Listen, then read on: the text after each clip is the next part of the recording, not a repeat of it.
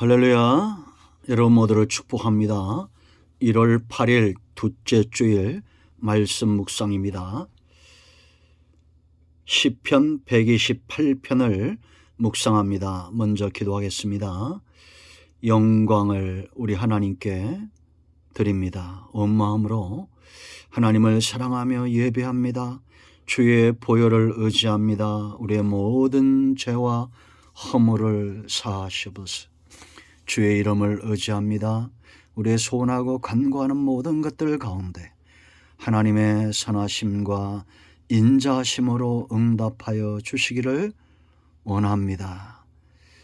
성전을 찾아 예배하고 영상을 통해서 말씀을 사모하는 주의 백성들의 마음을 여시고 눈을 열어 주시옵소서. 하나님의 선하신 뜻 가운데 즐거워하고 회복되어지는 귀한 시간 되게 하옵소서. 종을 낮추시고 겸손하게 하시고 오직 말씀에 도구만 되기를 원합니다.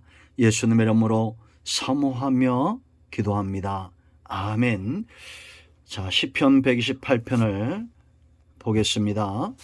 여호와를 경외하며 그의 길을 걷는 자마다 복이 있도다. 네가 내 손이 수고한 대로 먹을 것이라. 네가 복되고 형통하리로다. 내 집 안방에 있는 네 안에는 결실한 포도나무 같으며 내 식탁에 둘러앉은 자식들은 어린 감람나무 같으리로다. 여호와를 경외하는 자는 이같이 복을 얻으리로다. 여호와께서 시온에서 네게 복을 주실지어다. 너는 평생의 예루살렘의 번영을 보며 네 자식의 자식을 볼지어다. 이스라엘에게 평강이 있을지로다. 아멘. 축복 형통입니다.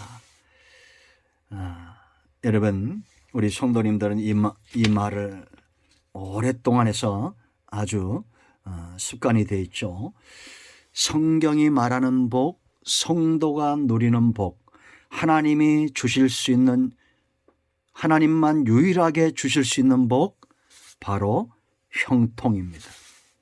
세상 그 누구도 어디에도 하나님이 아닌 다른 어떤 존재도 형통을 이야기할 수 없습니다. 다는 알겠죠. 말은 할 수 있겠죠. 그러나 성경이 말하는 우리의 마음과 몸과 범사에 영이 잘돼같이 범사가 잘 되는 복과 함께 근심이 없는 형통의 복, 오직 하나님께로만 오는 복입니다. 그러므로 세상에서 가장 복 있는 인생은 하나님을 축복의 근원으로 삼는 사람입니다.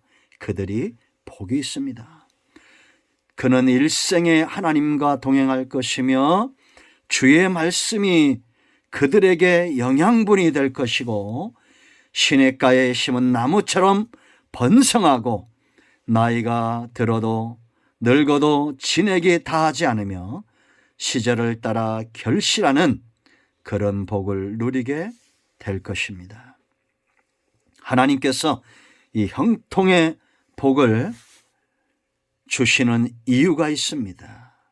여러분, 우리가 이렇게 살면 복의 근원에 대신 하나님의 복을 받는 존재가 됩니다.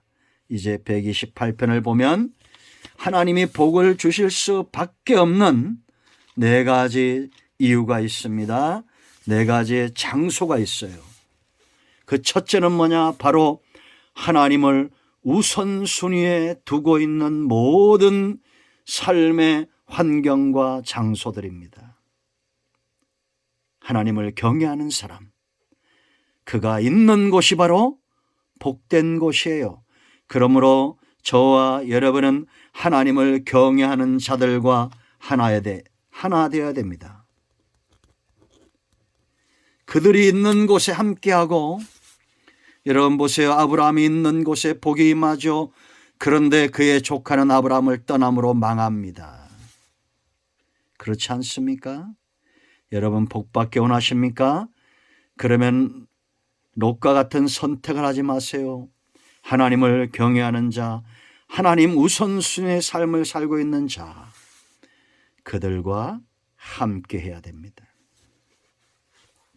1절 말씀 보세요. 여호와를 경외하며 그 길을 걷는 자라고 말합니다. 이것이 따로 될 수가 없어요. 하나님을 경외하지 않는데 그 길을 걷는다? 거짓말이고 외식입니다. 하나님을 경외한다는 것은 두 마음을 품지 않는 겁니다. 하나님 우선의 삶을 사는 자들을 말해요. 그들은 하나님의 말씀을 길로 삼습니다. 하나님이 말씀하시면 가고 서라 하시면 서는 겁니다. 이것이 분리될 수 없습니다. 이런 사람은 항상 하나님을 우선순위에 두는 이 삶을 위해서 포기할 줄도 압니다. 손해볼 줄도 알아야 됩니다. 버릴 줄도 알아야 됩니다. 아브라함은 본토 친척 아비 집을 떠나죠. 왜? 하나님 우선순위의 삶을 살기 위해서입니다. 이삭 보세요, 여러분. 창세기 26장 12절 말씀 보면 이삭이 농사하여 그의 100배의 결실을 합니다. 그런데 사람들이 시기하죠. 에색 신나 르호봇에서 우물을 팝니다. 우물을 팔 때마다 다툼이 일어납니다. 그때 이삭은 다투지 않고 그 셈을 양보합니다. 다 줍니다. 결국 어디로 갑니까? 부엘세바로 갑니다. 맹세의 우물입니다. 하나님이 이삭을 복주겠다고 맹세한 그 장소로 그가 간 것입니다. 하나님은 하나님을 경외하는 이삭이 있는 곳을 복되게 하셨습니다. 하나님을 경외하는 삶이 그의 삶의 가장 우선순위였기 때문입니다.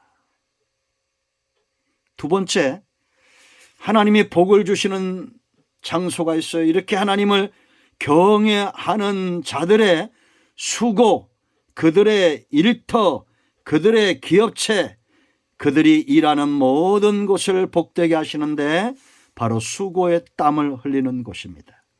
오늘 2절 말씀 보세요. 네가 네 손이 수고한 대로 먹을 것이라 네가 복되고 형통하리라 라고 말합니다. 여러분, 하나님을 경외한다는 것은 불로소득, 그거 바라지 않는 것을 말하는 겁니다.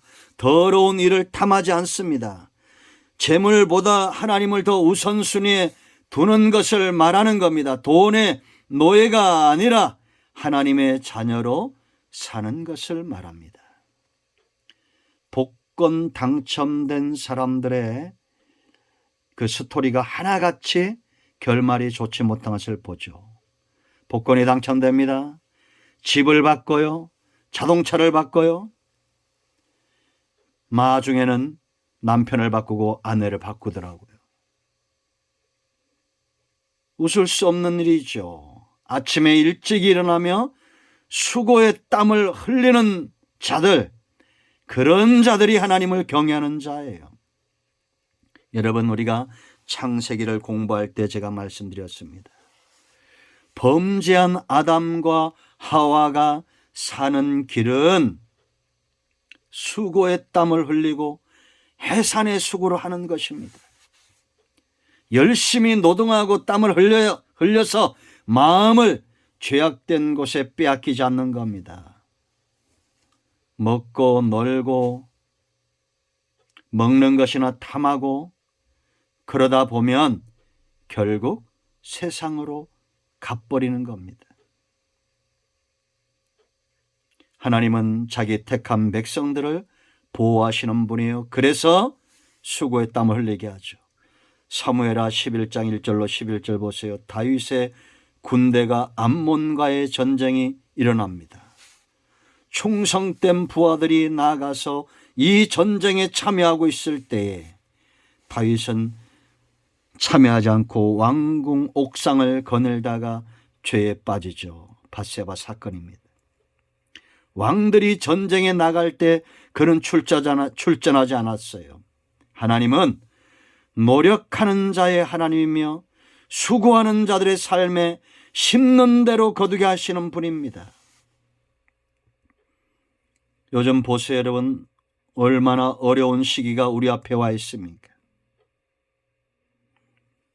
부자들은 가만히 있어도 염려와 근심이 없는 시대예요. 그러나 서민들은 참 힘든 시대입니다. 이러한 가운데 우리는 정직한 자의 형통을 믿어야 됩니다. 수고하고 땀을 흘리고 불의한 일을 탐하지 않고 안일한 삶을 그것이 복이라고 착각하지 말고 열심히 땀을 흘리고 노력하여 하나님이 기뻐하는 삶, 심는 대로 거두게 하시는 하나님의 보좌를 움직이는 복된 인생들이 되시기를 축원드립니다. 세 번째, 하나님이 복을 주시는 장소가 있어요. 이런 사람들의 가정입니다. 하늘을 향해서는 하나님을 경외하고 땅에서는 정직한 자의 땀을 흘릴 줄 알고 수고하는 그런 가정, 하나님은 복을 주신다라는 겁니다. 그래서 3절을 보세요. 한 번 더. 내 집 안방에 있는 네 아내는 결실한 포도나무 같으며 네 식탁에 둘러앉은 자식들은 어린 감람나무 같으리로다. 아브라함에게서 이삭이 나온다고 했습니다. 부모가 하나님을 경외합니다. 불의한 일을 탐하지 않고 수고합니다.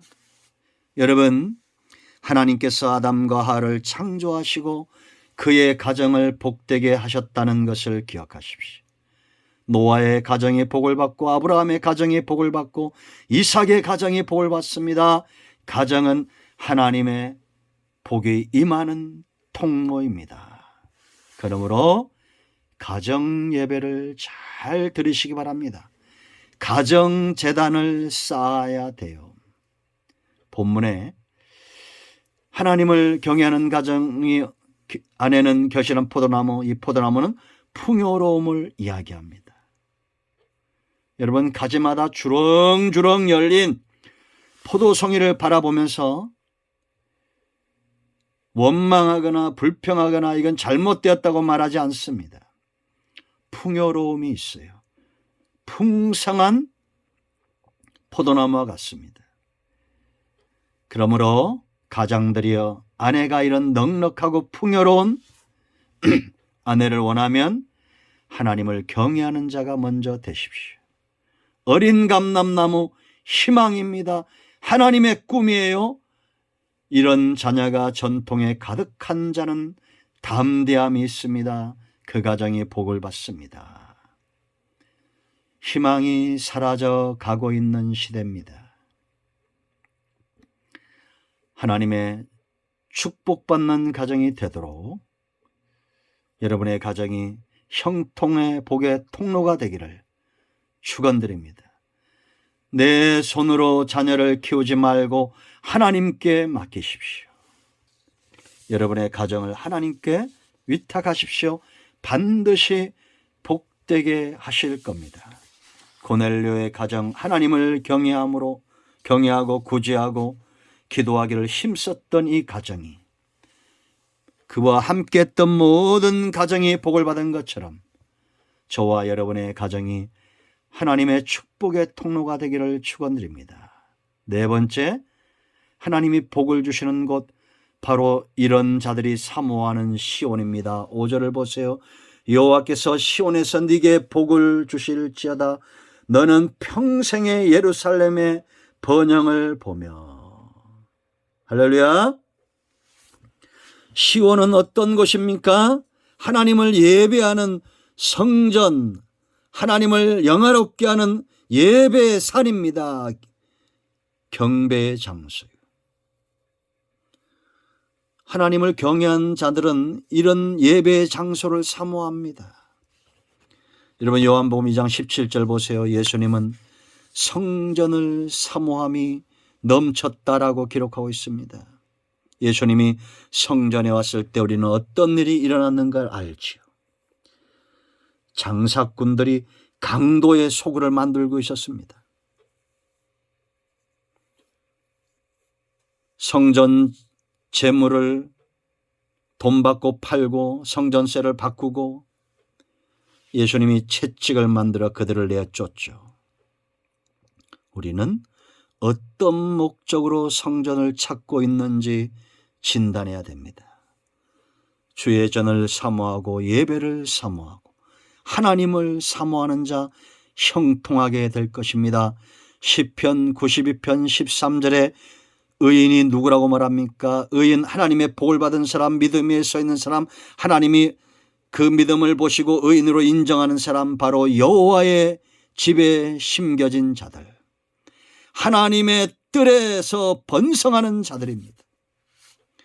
여러분, 하나님의 전에 심겨진 자가 되십시오. 심겨졌다는 것은 뭡니까? 뿌리를 깊이 내리는 겁니다. 의인의 요동함을 허락지 않으시는 하나님입니다. 의인들은 바로 하나님의 전에서 번성하는 자들입니다. 누가 봐도 뿌리 깊은 신앙을 가진 자입니다. 하나님의 은혜와 말씀에 깊이 뿌리를 내린 자입니다. 양과 이리는 먹는 것이 다르다고 그랬습니다. 요즘 제가 유튜브 활동을 좀 하려고 이렇게 노력을 해요. 영상을 만들어서 쇼트에도 올리고 유튜브에도 올립니다. 그런데 온통 사람들의 육적인 것들만 올라와 있습니다. 하나님이 기뻐하시는 것, 영적인 번성, 의인들의 번성. 우리는 어느 곳이나 번성의 기치를 높여야 됩니다. 뻗어나가야 됩니다. 우리가 살고 있는 모든 삶의 영역에 복음과 말씀과 하나님의 선하심과 그 영광의 역사로 뻗어나가십시오. 우죽순이란 말이 있죠. 비 온 다음에 이 죽순이 얼마나 많이 솟아납니까? 그런 것처럼 여러분, 문화든지 어떤 컨텐츠든지 하나님의 은혜의 역사로 뻗쳐나가는 우리 모두가 되기를 축원드립니다. 말씀을 맺습니다. 형통의 복을 누림으로 하나님의 가슴을 시원케 하고 세상을 복되게 하는 축복의 통로가 되시길 바랍니다. 우리를 하나님은 이 시대의 왕 같은 제사장으로 부르셨습니다. 제사장은 누구라고 했어요? 하나님과 백성 사이에 서 있는 사람입니다. 하나님의 진노를 막고 축복이 오게 하는 자입니다. 그러므로 우리 모두가 이런 하나님께 붙들림 받은 우리 모두가 되기를 축원드립니다. 기도하겠습니다. 예수님의 이름을 의지하여 기도합니다. 이 말씀대로 되게 하여 주시옵소서.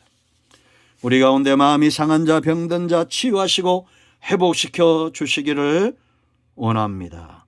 형통케 하옵소서. 우리의 삶을 제물로 받으시는 하나님, 하나님께 심은 대로 거두는 역사가 있게 하옵소서. 예수님의 이름으로 사모하며 축복하며 치유하며 기도합니다. 아멘. 이제는 우리 주 예수 그리스도의 크신 은혜와 하나님 아버지의 큰 사랑과 성령의 위로교통 충만 치유 회복하심의 역사가 영상을 통해서 예배를 사모하는 모든 주의 백성들 위해 이제로부터 영원토록 함께 있을지어다. 아멘. 할렐루야. 응답되었습니다. 여러분 가운데 어떤 질병이든지 문제든지 막혀있는 모든 것들은 여호와를 경외하는 여러분의 삶 가운데서 삶의 영역에서 예수 그리스도의 이름으로 치유되고 떠나가고 회복되었습니다. 아멘. 할렐루야.